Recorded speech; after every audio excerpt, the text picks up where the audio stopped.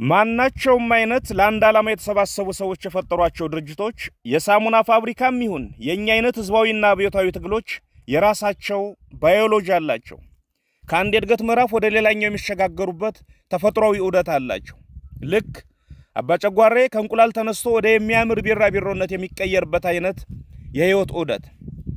ይህን በቅጡ የሚረዱ የአማራ ፋኖ አመራሮች በዚህ ቅጽበት የቆሙንበት አንድ ባንድ ሜትር የሆነ መሬትና ሁኔታ እንኳን በዚህ የለውጥ ሂደት ውስጥ ያለ ለውጥንም የፈለገ መሆኑን በመገንዘብ ላለፉት 3 ወራት በአንድ እጃቸው አደረጃጀቶችን በመፈተሽና በመልሶ ማደራጀት በጥልቅ ግምገማና እርማት አካባቢያዊ አንድነቶችን በማበጀት በአመራርና ኮማንዶ ስልጠናዎች ወዘተ ራሳቸውን ሰቅዘው ይዘው በሌላ እጃቸው ጠላት ላይ በመተኮስና የብልጽግናን ወታደራዊ ኢኮኖሚያዊና ዲፕሎማሲያዊ ካምፕ በማፍረስ አብዮቱን ሊጠልፉ ያሰፈሰፉ የሩቅና የቅርብ ኃይሎችን በየግንባሩ በመመለስ ላይ እየተጓዙ በባጁበት ወኔውና ጉልበቱ ተመጦ የሥርዓቱ ጓዳ ጎድጓዳ ተገልጦ የዳንኤል ክብረት የክህደት አፍ ብቻ የቀረው የአብይ አህመድ ዘረፈጅ ቡድን ፋኖ ተዳክሟል፣ ፋኖ አርጅቷል፣ ፋኖ አንድ ጥይት መተኮስ አቅቶታል፣ ፋኖ ቁሞ መተኮስም በአንድ መቆምም ተስኖታል ወዘተ ሲለን ሰነበተ።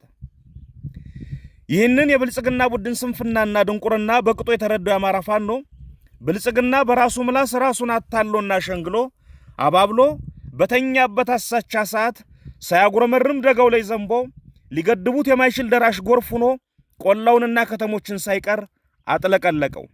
የብልጽግናን ጉድፍ እዚህም እዛም እያግተለተለ ጠረገው። ምድሩም ሰማዩን በደስታ ሳቀ። በፋኖ ብቃት ዓለም ተደነቀ። በዚህ የተደናገረውና የደነገጠው የብልጽግና የሞት ስብስብ እነገሌ መርተዋቸው ጀነራል ገሌ ያቀናጅቷቸው የሚል ለሰሚ የሚያስንቅና የሚያስቅ መግለጫ የአብይ አህመድን የዘር ማጥፋት ፕሮጀክት ሜዳ ላይ በሚመራው ተቋም በኩል አውጥቷል። የኛ ትግል ከሌላ የተዋሰው ርዕዮት፣ ከሰው የተዋሰው ጠመንጃና ጥይት፣ የተበደረው መሪ፣ የገዛው አስተማሪ አልነበረውም፣ የለውም፣ አይኖረውም። ሁሉም በአማራ ልጆች አዲስ አስተሳሰብ ለአማራ የሆነና እየሆነ ያለ ትግል ነው።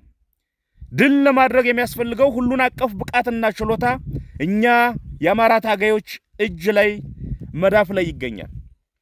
የአማራ ክንድ አንቆ ይዟቸዋል፣ አንቀርቅቦ ካፈር ይደባልቃቸዋል። ከዚህ አኳያ ዘመቻ አንድነት ብዙ ጥልቅ ግቦችን ያዘለ ዘመቻ ነው። አንደኛውን ግብ 100 መጥቷል።